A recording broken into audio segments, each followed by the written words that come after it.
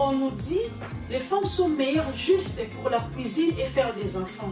Or la Bible dit éduquer une femme, c'est éduquer toute une nation. Parfois les gens disent encore les femmes ne peuvent pas construire une ville. Or la Bible dit une femme sage bâtit sa maison. Les gens disent encore manger avec une femme, c'est manger avec une sorcière. Par contre, la Bible nous dit celui qui trouve une femme trouve le bonheur. Bonjour tout le monde, c'est Francine, j'espère que vous allez bien. Alors aujourd'hui, nous allons voir un nouveau thème. Je cite, il n'est pas bon que l'homme soit seul, je lui ferai une aide semblable à lui. Je vais faire cette vidéo en deux parties, sinon ça va être très long. La première partie expliquera pourquoi il n'est pas bon que l'homme reste seul. Sur la deuxième partie, on va parler du sujet. Je lui ferai une aide semblable à lui. Tout d'abord, on va parler de la création du monde. Dieu a créé le monde en 7 jours, mais on va s'intéresser seulement au 6e jour.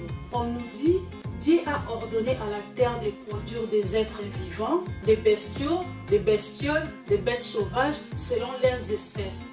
Dieu dit faisons l'homme selon notre image pour qu'il domine sur le poisson de la mer, les oiseaux du ciel, les bestiaux et les bêtes sauvages et sur toutes les bestioles qui rampent sur la terre. Et Dieu vit que cela était bon, il y eut un soir, il y eut un matin, c'était le 6e jour. En effet, l'homme fut créé le 6e jour. Dieu a fait l'homme avec de la poussière, puis Dieu souffla dans ses narines un souffle de vie et l'homme devint un être vivant. Ensuite, il plaça un jardin en Éden du côté de l'est et il mit l'homme qu'il avait façonné pour un but, celui de cultiver et de bien garder le jardin d'Éden. En fait, dans le jardin d'Éden, l'homme Adam, il avait tout, mais il ne trouva pas d'aide qui fût son vis-à-vis. Et Dieu avait compris cela. Et il s'est dit, il n'est pas bon que l'homme reste seul. Je lui ferai une aide qui lui correspond. Dans le temps qui suit, Dieu endormira l'homme et prit une de ses côtes pour former la femme de la côte qu'il avait pris à l'homme. Et puis après, il amena la femme vers l'homme et l'homme était très content. Nous devons savoir que la femme est venue de l'homme.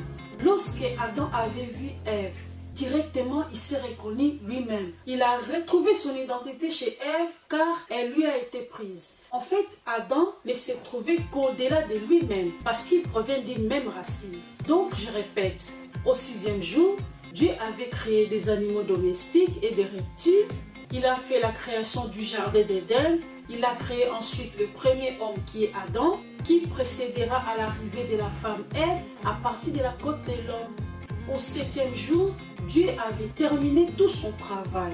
Donc le 7e jour fut le jour du repos. Telle fut l'histoire du ciel et de la terre quand ils furent créés. En fait, mon histoire, comme j'écris dans le titre, c'est lorsque Dieu dit « Il n'est pas bon que l'homme soit seul ». Remarquons qu'en premier lieu, Dieu remarque que l'homme est seul. Tout à coup, c'est l'autocritique. Dieu a changé son langage. Il trouve qu'il y a une faille dans sa création. Il a conclu qu'il n'est pas bon que l'homme reste seul. C'était un premier constat étrange que Dieu a fait lui-même. En deuxième lieu, le bilan fait par Dieu sur sa création était toujours positif.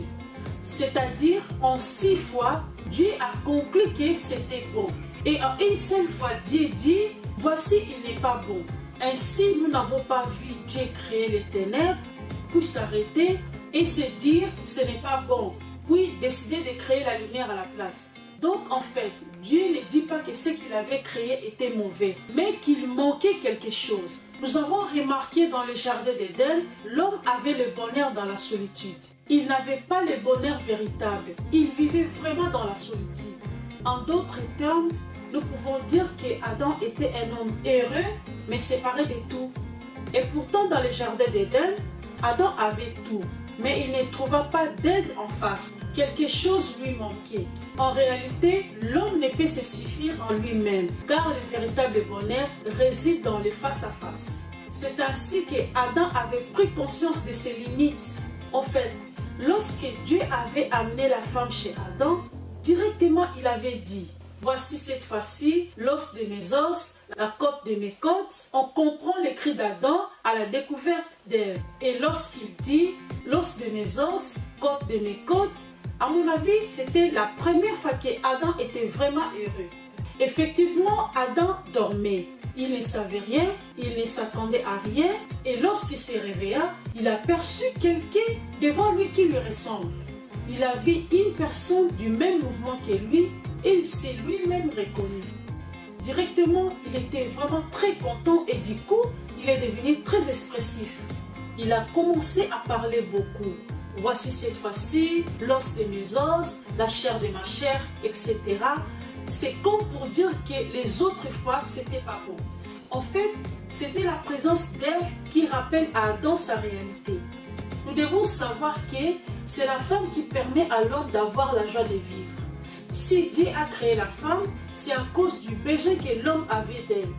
Et je tiens à rappeler que le manque de vis-à-vis s'impose dans les deux cas. Normalement, l'homme et la femme doivent renoncer à l'illusion qu'ils seraient bien seuls, car personne ne vit bien seul. Vivre seul, c'est un vrai cauchemar, car on vit à deux pour partager, communiquer, échanger, etc.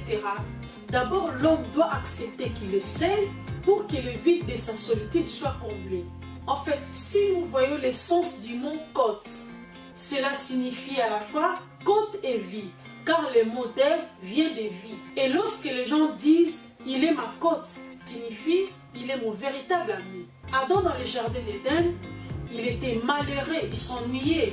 Mais la femme est venue lui ramener ce qui lui manquait. Elle avait ramené la joie et lui a fait du bien. En fait, la femme a été créée pour les besoins de l'homme et pour compléter ce qui lui manquait. La femme est le complément de l'homme et elle est aussi un soutien moral. Elle a été créée pour accompagner l'homme et constituer une aide. La femme doit savoir qu'elle n'est pas n'importe qui. Elle est un diamant que l'homme cherche à trouver. Parce qu'elle donne le bonheur. Elle comble les vies, le manque et la nuit. En fait, un homme sera très heureux et trouvera le bonheur chez la femme qu'il a lui-même trouvée. L'homme n'aime pas trop la femme qui vient d'elle-même. Il préfère trouver lui-même la femme de son choix. Femme, n'allez pas vers l'homme par vous-même. Il ne faut pas draguer l'homme en premier. Laisse-toi te trouver. Laisse-toi être attiré par un homme en premier. Laisse-toi te trouver par quelqu'un qui te correspond, par un homme qui te ressemble, qui va être content de te voir à tes côtés et qui va t'appeler l'os de mes os, chair de ma chair. Il faut qu'on te dise, voici cette fois-ci. Par contre, continue à te faire belle, car la première chose que Adam avait vue chez Ève, c'était sa beauté extérieure. Lorsqu'il avait vu la beauté d'Ève, Adam avait dit, elle me correspond. Ne forcez pas trop les choses en mettant beaucoup de persil pour te faire remarquer ou en te promenant à moitié nu pour trouver un homme à tout prix. Même si l'âge a avancé, reste calme, tu trouveras l'os de tes os, chair de ta chair. C'est toi qu'on cherche à trouver, c'est toi le waouh. Laisse-toi être trouvé, car tu es un trésor, tu es un diamant qu'on cherche, certes.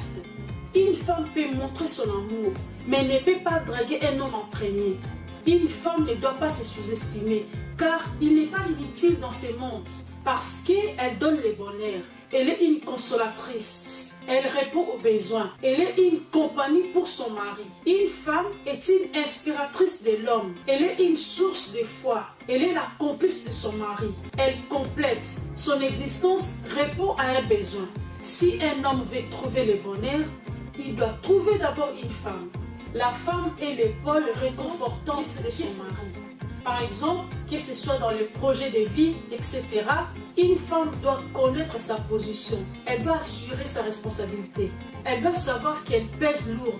Elle doit aussi impacter la vie de son mari.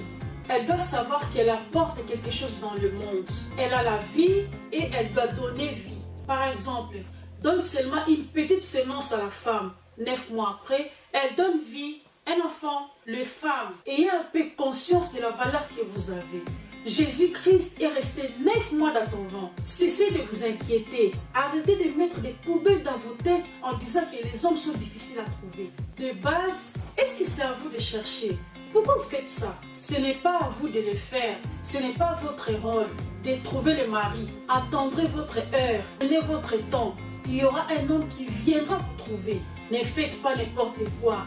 Vous êtes les diamants. C'est de chez vous qu'on trouvera le bonheur. Arrêtez de vous tatouer partout dans votre corps en croyant attirer les hommes. Ne vous habillez pas n'importe comment pour vous faire remarquer. N'allez pas de bar en bar, sinon vous risquez d'être comme un habit à l'étalage que tout le monde apercevra, touchera, essaiera, mais jamais n'achètera. Beaucoup de femmes vont chercher leur valeur dans les maquillages, dans les sacs, parfois en essayant d'être très sexy, voire se promener presque nu, tout ça pour absolument trouver un mari. Il ne faut pas vous prendre sans valeur, que personne ne retire votre joie, votre force, votre pouvoir, votre puissance. Vous êtes très important dans la société. Vous devez savoir que vous êtes spécial. Vous avez la capacité de donner du bonheur. Vous avez le pouvoir de bâtir et vous avez une mission à accomplir. Prenez conscience de votre valeur, car si vous ne savez pas ce qui est en vous, n'importe qui viendra vous piétiner dessus. Vous devez savoir qui vous êtes. Si vous ne savez pas qui vous êtes, vous ne pouvez pas savoir qu'est-ce qui est bon pour vous. Vous devez commencer à vivre aujourd'hui l'originalité de vous-même. On nous dit, les femmes sont meilleures juste pour la cuisine et faire des enfants. Or, la Bible dit, éduquer une femme, c'est éduquer toute une nation. Parfois, les gens disent encore, les femmes ne peuvent pas construire une ville. Or, la Bible dit, une femme sage bâtit sa maison. Les gens disent encore, manger avec une femme, c'est manger avec une sorcière. Par contre, la Bible nous dit, celui qui trouve une femme trouve le bonheur. Voilà, en tant que femme, peut-être que je t'apprends rien, mais ce ne sont que des rappels pour que tu saches qui tu es exactement. Voilà, c'est la fin de la vidéo. N'hésitez pas de vous abonner, de liker et de me laisser un petit commentaire. C'était le conseil d'une grande dame. Ciao!